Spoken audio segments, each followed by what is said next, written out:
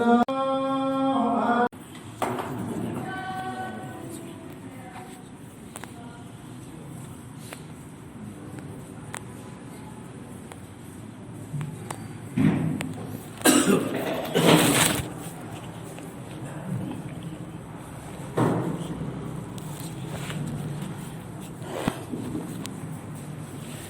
الحمد لله الذي نحمده ونستعينه ونستغفره ونؤمن به ونتوكل عليه ونعوذ بالله من شرور أنفسنا ومن سيئات أعمالنا من يهده الله فلا مضل له ومن يضلل فلا هادي له وأشهد أن لا إله إلا الله وحده لا شريك له وأشهد أن محمدا عبده ورسوله أما بعد فإن خير الحديث كتاب الله وخير الهدي هدي محمد صلى الله عليه وسلم وشر الأمور محدثاتها وكل محدثة بدعة وكل بدعة ضلالة وكل ضلالة في النار.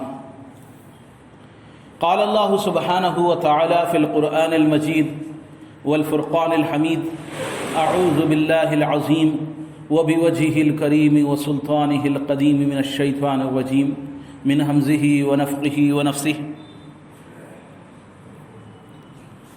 يا أيها الناس اتقوا ربكم واخشوا يوما لا يجزي والد عن ولده ولا مولود هو جاز عن والده شيئا إن وعد الله حق فلا تغرنكم الحياة الدنيا ولا يغرنكم بالله الغرور.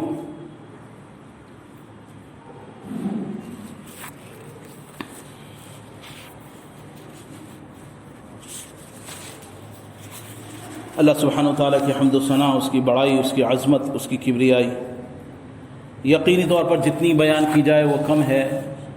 بلا شبہ ساری کائنات کا پالنہار، ساری کائنات کو پیدا کرنے والا، ساری کائنات کو ہدایت دینے والا اور اس کی مصیبتوں کو، پریشانیوں کو دور کر دینے والا، یہ بلا شبہ ایک اکیلی ذات اللہ سبحانہ وتعالیٰ ہی کی ہے. کتنے ہی آئینے سامنے رکھ دو، کتنے ہی آئینے سامنے رکھ دو، سورج ایک ہی رہے گا، چاند ایک ہے اور ایک ہی ماننا پڑے گا. اگر اس کے سامنے آئینے رکھ دو سینکڑوں کے حساب سے تو سورج سینکڑوں نہیں ہو جاتے. بلا شبہ اللہ سبحانہ وتعالیٰ کی ذات اکیلی ہے. کائنات کے اندر جتنے ہیں جو اللہ کے ساتھ شرک کرنے والے ہیں، اللہ کے سوا کسی اور سے منتیں طلب کرنے والے ہیں، کسی اور سے آرزویں طلب کرنے والے ہیں، یقینی طور پر وہ گمراہی کے اندر ہیں. یقینی طور پر وہ ایک آنے والی آخرت کے اعتبار سے گمراہی کے اندر ہیں. دنیا کی زیب و زینت، دنیا کی چمک دھمک ایسی چیز ہے کہ ہر انسان کو، جتنے بھی انسانات ہیں وہ تمام انسانوں کے لیے غفلت کا باعث ہو سکتی ہے. اگر حقیقی طور پر انسان کے ساتھ آخرت اس کے سامنے نہ ہو، آخرت کی زندگی کا اس کے دل میں تصور نہ ہو تو یقینی طور پر انسان گمراہ ہو سکتا ہے. اسی لیے ایمان کے ساتھ ساتھ اللہ کے پیارے نبی جناب محمد رسول اللہ بے شمار درود و سلام ہوں آپ پر، آپ کے ساتھیوں پر، آپ کی پیروی کرنے والوں پر تا قیامت تک. یقینی طور پر اللہ کے پیارے حبیب جناب محمد رسول اللہ صلی اللہ علیہ وسلم نے جو تعلیمات فرمائی دنیا کے اعتبار سے کہ یہ دنیا حقیقی طور پر ایک ایسی چیز ہے کہ جس کے متاع میں، جس کی چمک دھمک کے اندر، جس کے دھوکے کے اندر انسانیت جو ہے پوری کی پوری غفلت کے اندر. کہ اس کے متعلق آپ نے فرمایا، بہت ساری اس کی احادیث ہیں، کچھ احادیث میں آپ کے سامنے پیش کروں گا، لیکن یہ دنیا کی حقیقت ہماری آنکھوں کے سامنے رہنی چاہیے اور آخرت کی زندگی ہر آن ہر لمحہ ہماری آنکھوں کے سامنے رہنی چاہیے. صبح شام ہم دنیا کے اندر لگے ہوتے ہیں، آنکھ کھلتی ہے، دنیا نظر آتی ہے، دنیا کی چیزیں نظر آتی ہیں، گھر کے خرچے نظر آتے ہیں، مال نظر آتا ہے، پیسہ نظر آتا ہے، کاروبار میں جاتا ہے اس کو مال آتا ہوا اور نقصان ہوتا ہوا جاتا ہوا نظر آتا ہے. گھر آتا ہے پھر اسے مال نظر آتا ہے. یعنی صبح سے لے کر شام تک دنیا کے اندر انسان کا دنیا سے واسطہ پڑتا ہے. آخرت کے بارے میں جو اللہ ماشاءاللہ کچھ مسلمان ہیں جو کہتے ہیں کہ ہم الحمدللہ اللہ نے ہمیں توفیق دے رکھی ہے، ہدایت دے رکھی ہے، وہ نمازوں کا اہتمام کرتے ہیں، اللہ کی بارگاہ میں جا کے کھڑے ہوتے ہیں، سجدہ ریز ہوتے ہیں، لیکن ان میں بھی اکثریت کا معاملہ ایسا ہے کہ وہ دنیا کی چمک دھمک نے انہیں دھوکے میں ڈال رکھا ہے۔ نماز تو انسان پڑھ رہا ہے، 10 منٹ 5 منٹ نماز پڑھتا ہے، اور اس میں بھی حقیقی طور پر کتنا اللہ کی طرف توجہ ہو پاتی ہے، کتنی آخرت یاد آ پاتی ہے، اس کا کوئی حساب نہیں۔ ہر انسان اپنے گریبان میں خود منہ ڈال کے سوچے کہ کیا میں وضو کر کے اور نماز میں اللہ کے آگے کھڑا ہوا تو سلام پھیرنے تک کتنی بار میری آنکھوں کے سامنے جہنم کا تصور گزرا، کتنی بار میری آنکھوں کے سامنے آخرت کے اندر حساب کتاب کا تصور گزرا۔ لیکن حقیقتاً کیونکہ دنیا صبح سے لے کر شام تک اپنی منہ کھول کے سامنے کھڑی ہوئی ہے، اس کی چمک دھمک، اس کا پیسہ، اس کا مال، اس کا سونا، اس کا چاندی، اس کی بلڈنگیں، اس کی عمارتیں، اس کی گاڑیاں، اس کی سڑکیں، اس کی عالیشان زینت جسے کہا جائے، بہت لمبی تفسیر لوگ جانتے ہیں بخوبی دنیا کی کیا تفسیر ہے۔ دنیا سے جن کا واسطہ پڑتا ہے وہ جانتے ہیں۔ کسی کو حسرت ہے کہ میاں دیکھو یہ گاڑیاں، کروڑ پتی ہے لیکن پھر بھی اس کی حسرت باقی ہے، ارب پتی ہے پھر بھی اس کی حسرت باقی، ہزاروں کمانے والا ہزاروں کا قرض دار ہے اور لاکھوں کی اس کی حسرت ہے، اور لاکھوں کمانے والا جس کی کمائی لاکھوں کے حساب سے ہے وہ لاکھوں کا قرض دار ہے، اس کے اوپر لاکھوں کا قرضہ چڑھا ہوا ہے اور کروڑوں کی حسرت پالے بیٹھا ہے۔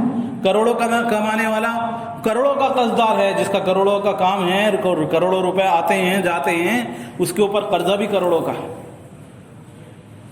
اور اربوں کی حسرت پالا ہوا ہے۔ اور جو ارب پتی ہیں کیا وہ سکون میں ہیں؟ نہیں۔ تو دنیا کی زندگی سکون دینے والی نہیں ہے، سکون دینے والی آخرت کی زندگی ہے۔ جب انسان کے سامنے آخرت کی زندگی کا صبح سے شام تک تصور ہوتا ہے، آخرت کی زندگی اس کی آنکھوں کے سامنے ہوتی ہے، تو تبھی اس کے لیے زندگی جو ہے یہ آسان ہے، اور زندگی کی جو یہ چمک دھمک ہے اس سے اس کی آنکھیں خراب نہیں ہوتی، اس کا دل خراب نہیں ہوتا۔ یہ چیزیں ایسی ہیں کہ ان کا پہلا نوالا انسان کو اچھا لگتا ہے۔ بہترین کھانا پکا ہوا ہے، انسان کو پہلا نوالا بھوک کے اندر بہت بہترین لگتا ہے، لیکن انسان بہت دیر اس کو کھاتا رہے تو آخری نوالے میں، یعنی کہنے کا مقصد یہ کہ اور کھاؤ اور کھاؤ اور کھاؤ اور کھاؤ، پھر آخری نوالے میں اس کو ابکائی آنے لگتی ہے کہ نہیں بھائی اور نہیں، اب یہی نوالا جو اتنا زیادہ پسندیدہ اور مرغوب تھا، نہیں اور نہیں کھانا، اور نہیں کھانا، اسی نوالے سے مجھے الٹی آنے لگی، یہ اور نوالا مجھے نہیں کھانا۔ اس کی لذت جو پہلے نوالے کی تھی وہ آخری نوالے کی لذت نہیں ہوتی۔ دیکھ کے جو اوپر کا حصہ ہوتا ہے، کھانے کا جو اوپر کا حصہ ہوتا ہے، جو لذت اس میں ہوتی ہے، آخر کے اندر وہ لذت باقی نہیں رہتی، ہر نوالے کے ساتھ ساتھ لذت کم ہوتی جاتی۔ یہی زندگی کا حال ہے۔ بچپنے آرام سے گزر جاتا ہے، جوانی کے اندر چیزوں کی لذتوں کا مزہ عروج پر ہوتا ہے، انسان کو ہر چیز خوب پیاری لگنے لگتی ہے، لیکن جہاں جہاں عمر کا ڈھلاؤ شروع ہوتا ہے، کچھ بیماریوں نے بھی آ کر گھیرنا شروع ہوتا ہے، کچھ چاروں طرف سے ذمہ داریاں بھی انسان کے ساتھ لگ جاتی ہیں، تو جس طرح عمر بڑھتی جاتی ہے دنیا کی لذت جو ہے انسان کی پھیکی ہونی شروع ہو جاتی ہے۔ وہ مزہ جو جوانی میں تھا، جو جوانی میں عیش تھی، جو جوانی میں لذت تھی اپنے عروج پر، وہ لذت باقی نہیں رہی، عمر کے ساتھ ساتھ وہ لذت کم ہو۔ اب بیماریاں ہیں، پریشانیاں ہیں، مسائل ہیں، ذمہ داریاں ہیں، ان کے احساسات ہیں انسان کو، تو اب وہ چیز باقی نہیں رہتی، انسان کے اندر وہ ہمت باقی نہیں رہتی، انسان کے اندر وہ طاقت باقی نہیں رہتی، انسان کو وہ شوق و جذبہ نہیں رہتا، کھانے پینے کا شوقین ہو تو وہ کھانے پینے کا وہ شوق ختم ہوتا چلا جاتا ہے، اس درجے باقی نہیں رہتا جس درجے جوانی کے اندر ہوتا ہے، انسان کے اندر قوت کے وقت ہوتا ہے، وہ چیزیں باقی نہیں رہتی۔ یہ دنیا کی حقیقت ہے۔ حقیقی طور پر انسان جو غور کرنے والے ہیں ان کی یہ چیز سمجھ میں آئے تو یہ ہے اصل بات۔ ہمیں غور و فکر کرنے کی اسی لیے تلقین کی گئی ہے کہ دنیا کی ہر شے سے غور و فکر کرو، اس کے اوپر دھیان دو تاکہ اس سے کچھ عبرت حاصل کرو، کچھ فائدہ حاصل ہو، ورنہ بیل بھی کھا رہا ہے اور تم بھی کھا رہے ہو، کیا فرق ہے جانور میں اور تمہارے کھانے میں؟ ڈنڈا اس پہ بھی پڑ رہا ہے اور پریشانیوں کا ڈنڈا تم پر بھی پڑ رہا ہے، کیا فرق ہے اس کے اور تمہارے ڈنڈے کھانے میں؟ اگر تم نے عبرت نہیں حاصل کری، دھیان نہیں دیا، اور جو حقیقی طور پر دین اسلام حق دین جو اللہ کے پیارے حبیب جناب محمد رسول اللہ لے کر آئے ہیں، آپ کی تعلیمات پر غور نہیں کیا، تو انسان حقیقی طور پر پھر ایک جانوروں کی زندگی گزارتا ہے اور بس مر جاتا ہے۔ کیوں جیا، کس لیے جیا، کس مقصد سے جیا، اس کی زندگی کا کوئی مقصد باقی نہیں رہتا۔ اللہ کے پیارے حبیب جناب محمد رسول اللہ صلی اللہ علیہ وسلم دنیا کے تعلق سے آپ کی حدیث ہے، آپ نے فرمایا، بخاری کی روایت ہے، عن ابن عباس رضی اللہ تعالیٰ عنہ قال قال رسول اللہ صلی اللہ علیہ وسلم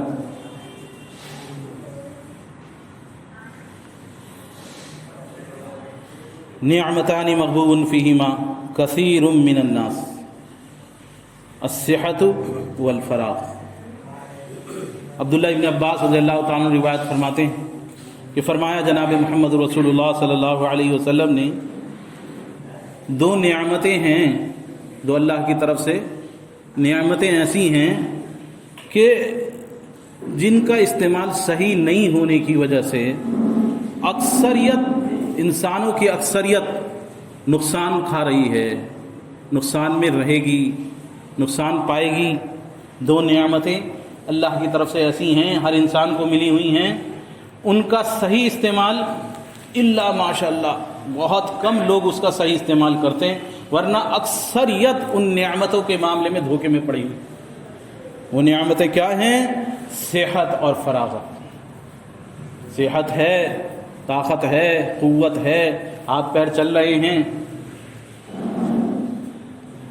اور فراغت، انسان آج فارغ ہے، مشغولی ہے۔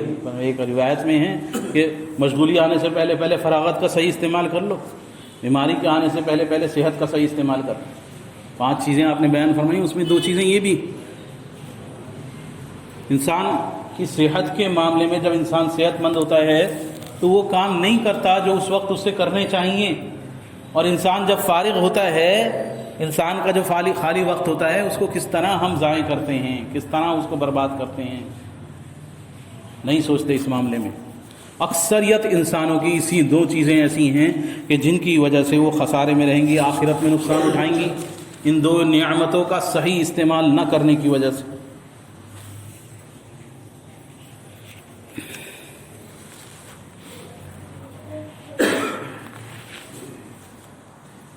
حضرت مستور الدین شد رضی اللہ تعالیٰ عنہ، انہوں نے بیان کیا کہ میں نے رسول اللہ صلی اللہ علیہ وسلم کو فرماتے ہوئے سنا کہ اللہ کی قسم، آخرت کے مقابلے میں دنیا کی مثال ایسی ہے جیسے تم میں سے کوئی شخص اپنی انگلی سمندر میں ڈبوئے، اپنی انگلی سمندر میں ڈالے اور پھر نکال کر دیکھے کہ سمندر کا کتنا پانی وہ ساتھ لائی ہے۔ وَلِلَّهِ مَا الدُّنْيَا فِي الْآخِرَةِ إِلَّا مِثْلُ مَا يَجْعَلُ أَحَدُكُمْ إِصْبَعَهُ فِي الْيَمِّ فَلْيَنْظُرْ بِمَا يَرْجِعُ۔ صحیح مسلم کی روایت ہے۔ کیا چیز واپس لے کر آئی ہے انگلی جو سمندر میں ڈبونے کے بعد؟ کتنا پانی نکال لیا سمندر کا انگلی نے؟ آخرت کے مقابلے میں دنیا کی زندگی ایسی، دنیا کے اندر کتنا ہی مال جمع کر لو، کتنی ہی قوت ہو جائے، کتنی ہی طاقت ہو جائے، دنیا کے اندر جو سب سے زیادہ جس کی عزت وہ کما لی، اس نے نام شہرت کما لی، سب سے زیادہ مال جمع کر لیا، یہ حال اس کا ہے کہ وہ اتنا آخرت کے مقابلے میں بھی نہیں کر پاتا جتنا سمندر میں انگلی ڈال کے پانی نکلتا ہے، جتنا انگلی کے اوسط، اتنا بھی وہ نہیں کرا، کیونکہ آخرت کی زندگی لامحدود ہے، ختم ہونے والی نہیں ہے۔ وہاں اگر عزتیں حاصل کی تو یہاں کی عزتیں کوئی ویلیو نہیں ہے، ان کی کوئی قدر و قیمت نہیں ہے۔ اگر انسان آخرت کی زندگی کے بارے میں سوچے، اور پھر دنیا کے حساب سے، دنیا میں کتنے لوگ ہیں دل میں لالچ ہے کہ میاں جمع ہو جائے کچھ مال، کچھ گاڑیاں جمع ہو جائیں، کچھ بلڈنگیں، کچھ پراپرٹیاں ہماری جمع ہو جائیں، کوئی صحت ویت بنا لیں، باڈی بلڈنگ کر لیں، 6 ایپس 6 پیکس اور 7 پیکس، بن جائیں ہمارے، کچھ خوبصورتی وغیرہ کے لیے کچھ جا کے اپنا کوئی اس کے لیے کوئی کاسمیٹک سرجری کچھ اور سہارا کر لیں، یہاں کی اسمارٹنس، بہترین کپڑے، بہترین لباس، بہترین زیور، یہاں کچھ حاصل کر لیں؟ نہیں۔ اگر انسان حقیقی طور پر آخرت کی زندگی کو دیکھے تو اگر یہ نعمت وہاں مل گئی تو ایسی کروڑوں کروڑوں نعمتیں انسان کے لیے بالکل بیکار ہیں۔ جابر بن عبداللہ رضی اللہ تعالیٰ عنہ روایت فرماتے ہیں کہ رسول اللہ صلی اللہ علیہ وسلم نے ایک چھوٹے کان والے مردار بکری کے بچے کے پاس سے آپ کا گزر ہوا، ایک گنگڑی کے پاس سے، ایک کوڑے کھتے کے پاس سے آپ کا گزر ہوا، کیا پڑا ہوا تھا؟ ایک بکری کا بچہ، وہ بھی خصوصاً اس کی تحقیر کرنے کے لیے اس کے چھوٹے چھوٹے کان، یہ چھوٹے کانوں والا ایک بکری کا بچہ تھا،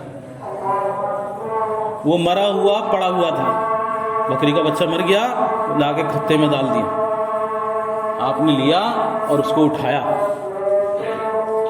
آپ نے اس کو اٹھا لیا، صحابہ سے کیا کہ بھائی بتاؤ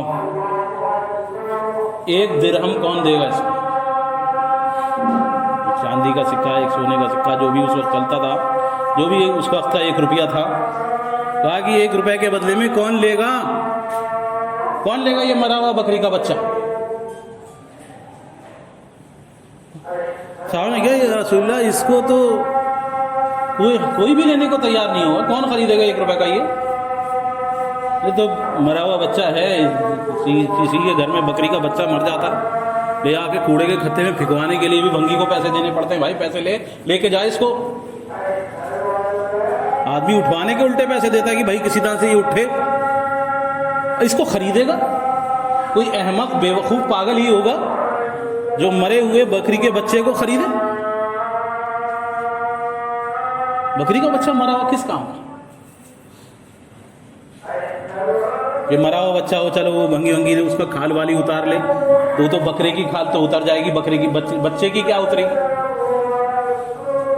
اتنا چھوٹا بچہ کہ اس کی کھال بھی کسی کام کی نہیں، کوئی مسئلہ نہیں اس سے حل، مرا ہوا ہے، سڑا ہوا ہے، کیا اس کا فائدہ ہے سوائے بدبو پھیلانے کا؟ تو کون عقل مند ہے جو اس کو خریدے گا؟ کہا یا رسول اللہ ہم تو کوئی اس کو مفت میں لینے کو بھی تیار نہیں ہوگا، کسی چیز کے بدلے میں لینے کو تیار نہیں ہوگا۔ آپ نے فرمایا اللہ کی قسم، آپ نے قسم کھائی اللہ کی، یقیناً دنیا اللہ کے نزدیک اس سے بھی زیادہ حقیر ہے، جتنا یہ بکری کا یہ بچہ جو ہے، مردار بچہ تمہاری نظروں میں گرا ہوا ہے، اس کی قیمت ویلیو تمہاری نظروں میں کتنی ہے اس مرے ہوئے بچے کی؟ اس سے بھی گئی گزری قیمت اللہ کی نگاہ میں دنیا کی ہے، کہ اس کی کوئی ویلیو ہوتی تو اللہ تبارک تعالیٰ اپنے فرما برداروں کو عطا کرتا۔ اگر کوئی چیز قیمتی چیز ہوتی تو کہ ہاں یہ میرے بندے فرما بردار بندے ہیں، یہ میرے آگے سجدہ کرنے والے ہیں، یہ میرے آگے رونے والے ہیں، یہ میرے ایمان والے، مجھ پر ایمان لانے والے بندے ہیں، میں ان سے راضی ہو گیا تو چلو ان کے لیے ان کو کچھ دے دوں۔ بلا شبہ اللہ کی رحمتیں برستی رہتی ہیں، کوئی ان کی حد نہیں ہے، اس کی رحمت عام ہے، لیکن وہ بکری کے بچے کی اتنی ویلیو، اتنی گری ہوئی ویلیو جو تمہاری نگاہ میں ہے، اتنی ویلیو بھی نہیں ہے اللہ کی نگاہ میں دنیا کی چیزوں کی۔ کیا ہے دنیا کی حقیقت جس کے لیے انسان صبح سے شام تک مر رہا ہے، حلال حرام ہر طریقے سے کما رہا ہے، ناجائز غضب کر رہا ہے، رشتے ناطے توڑ رہا ہے، اللہ کی نافرمانیوں پر آمادہ ہے، جس کے لیے انسان کیا نہیں کرتا صبح سے شام، اپنی صحت بھی خراب کر لیتا ہے۔ بھائی کمانا ہے، گراہک آیا ہوا ہے، آدمی کھانے کی ہوش نہیں لیتا ہے۔ پیسہ کمانے کے لیے انسان کتنے ہی رشتوں کو قربان کر جاتا ہے، پیسے کی خاطر، زمین کی خاطر، مکان کی خاطر، پراپرٹی کی خاطر، کیا کچھ نہیں کرتا انسان۔ تو اس دنیا کی قیمت، قدر و قیمت حقیقتاً کیا ہے؟ وہ بکری کے مرے ہوئے بچے سے بھی گئی گزری جس کو تم فری میں بھی لینے کو تیار نہیں ہو۔ صحیح مسلم کی یہ حدیث۔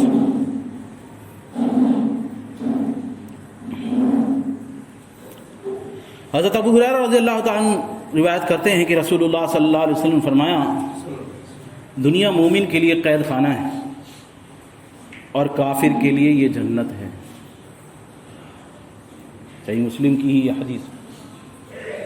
مومن کے لیے دنیا کی زندگی کوئی لذت دینے والی نہیں ہے۔ ایک مومن جس کے دل میں حقیقی طور پر ایمان اتر گیا ہو، جس کے آنکھوں کے سامنے آخرت کی حقیقت کھل گئی ہو، جو سمجھتا ہو آخرت کی زندگی کیا ہے اور دنیا کی زندگی کیا ہے، اس کے لیے دنیا کی زندگی قید خانہ ہے۔ کسی کو جیل میں ڈال دیا، اب اس کو قورمہ بھی کھلاؤ گے اس کو پسند نہیں آئے گا۔ جیل میں بند کرنے کے بعد اس کے سامنے قورمہ بریانی بھی رکھو گے اسے پسند نہیں آئے گا۔ قید خانہ۔ یہاں کی نعمتوں کے اندر انسان خوش، جو مومن ہے حقیقی طور پر جس کے دل میں ایمان اترا ہوا ہے، اس کے لیے تو یہ قید خانہ ہے۔ یہاں کیا، یہاں مل گیا تو کون، یہاں عزت کما لی تو کیا کما لیا، یہاں پیسہ کما بھی لیا تو کیا کما لیا، یہاں پراپرٹیاں بن بھی گئیں تو کیا کر لیا، یہاں لوگوں نے آؤ جی آؤ آؤ جی آؤ کر بھی دیا تو کیا کر لیا۔ خوشی اس کے دل میں، لذت نہیں ہوتی دنیا کی زندگی۔ اور کافر کے لیے جنت ہے یہ، اس کے لیے تو سب کچھ یہی ہے، جینا یہاں مرنا یہاں، اس کے سوا جانا کہاں۔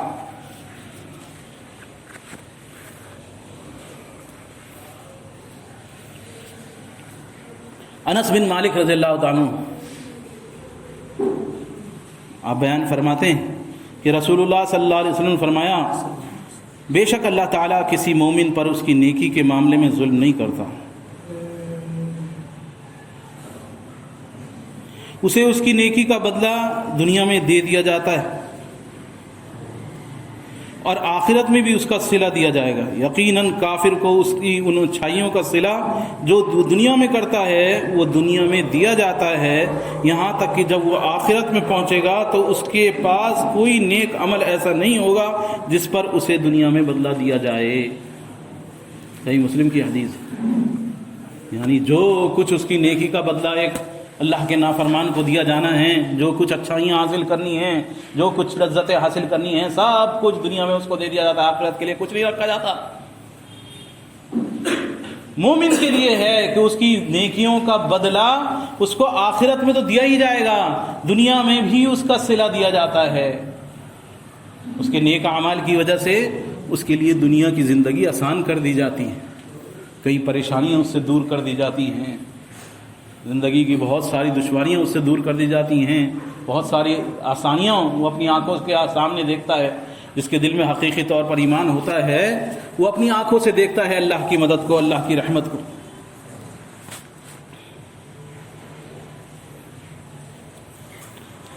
حضرت ابو ہریرہ رضی اللہ تعالیٰ عنہ سے روایت ہے کہ رسول اللہ صلی اللہ علیہ وسلم نے فرمایا جہنم کو شہوات نفسانی سے ڈھانپ دیا گیا ہے اور جنت کو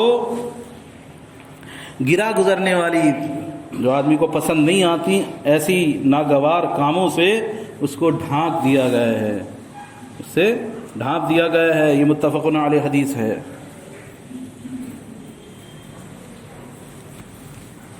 شہوتوں سے، خواہشات، لذتیں، ان سب چیزوں سے اس کو ڈھک دیا ہے جہنم۔ ان شہوتوں میں پڑو اور اس کے بعد سیدھا جا کے نیچے گڑھے کے اندر گرو۔ شیر کا شکار کیا جاتا ہے، جنگلوں میں بڑے بڑے جانوروں کا شکار کیا جاتا ہے، گھاس پھوس لگا کے اس کے اوپر چل بھائی کچھ رکھ دیا، بکری کا بچہ ہی اس کے اوپر باندھ کے لٹکا دیا، اور جیسے ہی وہ آیا اور دھاڑ سے نیچے سیدھا گڈھے میں۔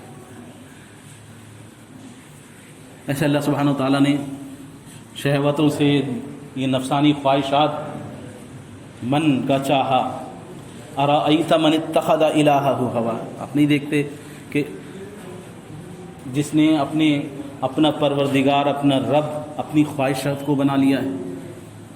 اللہ سبحانہ و تعالیٰ اللہ کے نبی سے فرما رہا ہے کہ آپ اس کو نہیں دیکھتے جس نے اپنی خواہشات کو اپنا رب بنا لیا ہے، جو من چاہا وہ کریں گے، چاہے کچھ ہو جائے۔ یہاں پیسہ ہے ہم تو خرچ کریں گے، مال ہے تو ہم تو خرچ کریں گے جہاں چاہے، ہمارا پیسہ کوئی پوچھنے والا کیا، ہماری جان، ہماری طاقت، ہماری قوت، ہماری فراغت، ہماری دنیا، جیسے چاہے خرچ کرو۔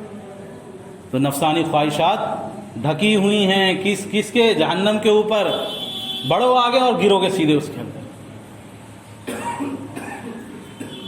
اور جنت کو کس چیز سے ڈھک دیا ہے؟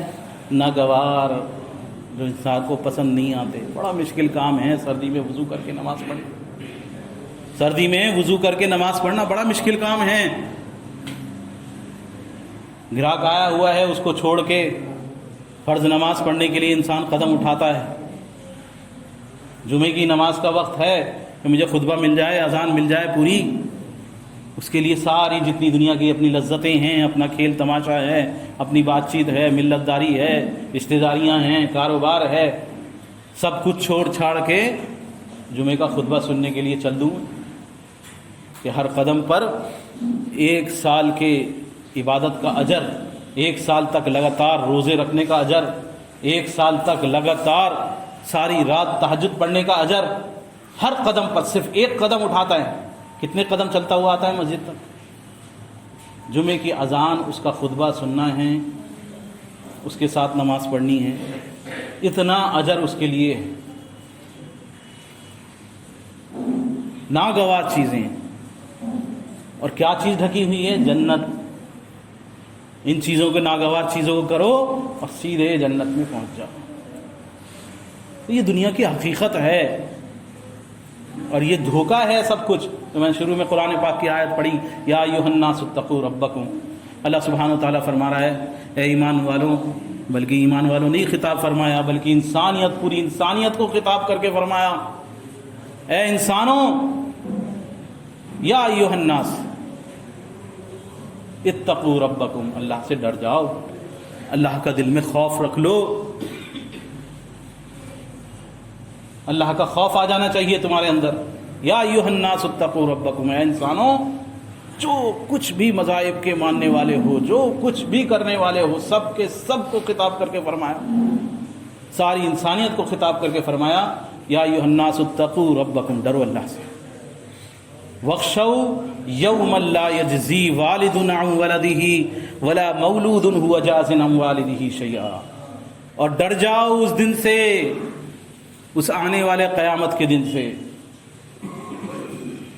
لا یجزی والد عن ولدہ، ماں باپ اپنی اولاد کے لیے کچھ نہیں کر سکیں گے۔ دنیا کے لیے تو اولاد کے لیے مر رہے تھے، حرام حلال ہر طرح سے کما کے اس کو کھلا رہے تھے۔ اولاد کسی بچے سے لڑ آتی تھی، کسی سے لڑا آتا تھا ہمارا بچہ، تو جائز ناجائز ہر چیز میں اس کا ساتھ دیتے تھے، اس کی تکلیف پر ہل جاتے تھے۔ لا یجزی والد عن ولدہ، کوئی والدین اپنی اولاد کے ساتھ اس کو کوئی بھلائی نہیں پہنچا سکیں گے۔ ولا مولود هو جاز عن والدہ شیئا، نہ یہ اولاد کے اپنے ماں باپ کے ساتھ کوئی بھلائی کر لے، نہیں، وہ دن آنے والا ہے جس دن نہ والدین اولاد کے ساتھ کر سکیں گے حقیقی طور پر ایک سچی محبت جو دنیا میں ہوتی ہے بے لوث، جس میں کچھ نہیں چاہا جاتا، وہ والدین اور اولاد کی محبت ہے۔ تو والدین اولاد کے ساتھ کوئی بھلائی نہیں کر سکیں گے، اولاد اپنے والدین کے ساتھ کوئی بھلائی نہیں کر سکیں گے۔ ان وعد اللہ حق، جان لو اس بات کو، ان وعد اللہ حق، یقینی طور پر اللہ کا وعدہ سچا ہے، یہ ہو کر رہنے والا ہے۔ ان وعد اللہ حق فلا تغرنکم الحیات الدنیا ولا یغرنکم باللہ الغرور۔ دیکھو دنیا کی زندگی تمہیں دھوکے میں نہ ڈال دے، اس کی چمک دھمک میں، کہیں اس کی آسائش کے اندر، اس کی نرمیوں کے اندر، اس کے عیش و عشرت کے اندر، اس کے سونے چاندی، اس کی بلڈنگیں، اس کی عزتیں، یہ تمہیں دھوکے میں نہ ڈال دیں۔ اس خیال میں مت رہنا کہ یہ چیز حاصل کر لی تو کچھ حاصل کر لیا۔